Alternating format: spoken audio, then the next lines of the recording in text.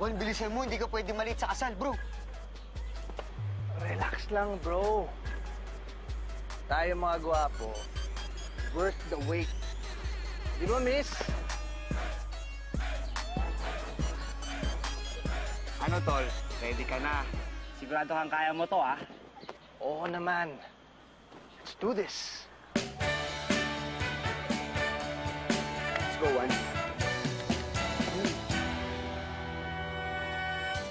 Bago pa kita makilala, sa pag-ibig ako'y pasuko na.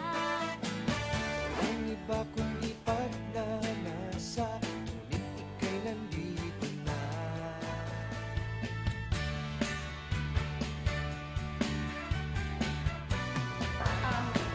Miss? Pwede ko naman kunin yung belo. Kailangan na kasi na bride. Ay, oo naman kasi. Sorry. Sorry, malinis yan. Hedoy lang kami. Christine, ano nang balita? Asa na si Kyle? Bakit wala pa siya? Naku, wala pa, sorry.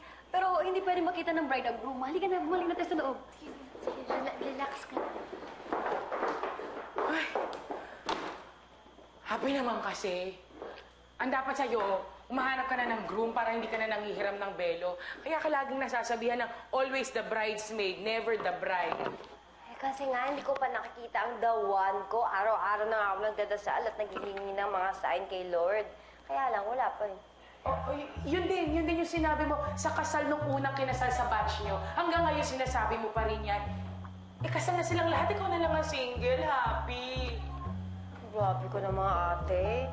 Para namang napakasama na single pa rin ako hanggang ngayon. Happy, nagwo-worry lang ako sa'yo. 30 ka na, 1 taon na lang wala na yung edad mo sa kalendaryo. Eh baka naman tumanda kang dalaga, gusto mo ba yon, Happy?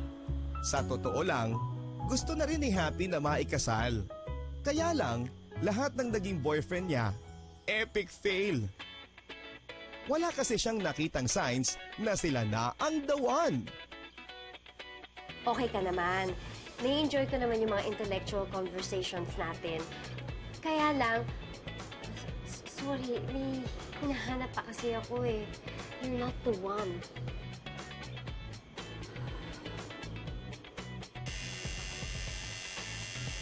Masaya ka naman kasama. Na-enjoy ka naman yung adventures natin. Kaya lang, sorry, you're not the one.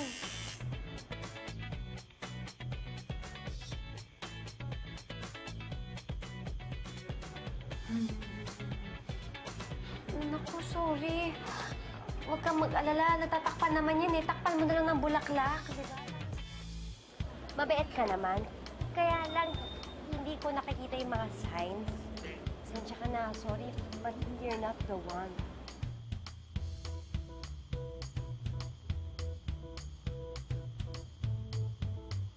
Uy, Diyos ko! Huwag ka magpapakamatay! Tumayo ka dyan! Dali! Tayo! Ay, Diyos ko! Masyado ka naman kasing choosy, Happy. Alam mo, ang love para yung MRT. Hindi mo mapipili kung sino makakatabi mo. Hindi mo pwedeng masabing pogi, mabait, gwapo, mayaman. Kung sino ang dumating dyan, kailangan mong tanggapin. Blessing na rin yon. Ate naman, oh. Siyempre, ayoko naman din mag-settle para lang mag-settle down. Para sa akin, ang pagmamahal, niluluto. Iniintay na mahinog. Hindi minamadali.